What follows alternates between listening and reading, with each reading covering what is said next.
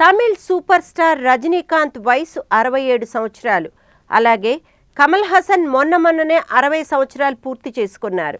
ఇంకా మన తెలుగు సూపర్ హీరోల విషయానికి వస్తే బాలకృష్ణ, వెంకటేష్, నాగార్జున స్వీట్ 16 టచ్ చేయబోతున్నారు.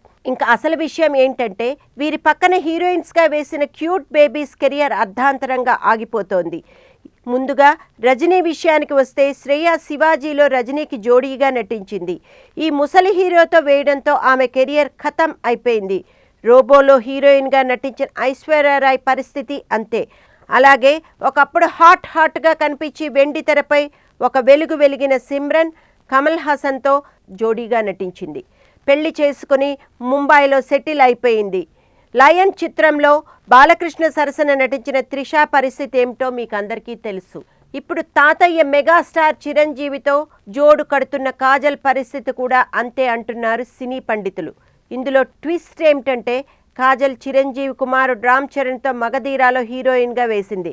ఇప్పుడు రామ్ చరణ్ తండ్రితో హీరోయిన్గా నటించడం చాలా హాస్యాస్పదంగా ఉంది అని టాలీవుడ్లో చర్చనీయాంశమైనది. సినిమా వాళ్లకు వావి వరుసలు ఉండవు అంటారు. మరి ఇదేనా?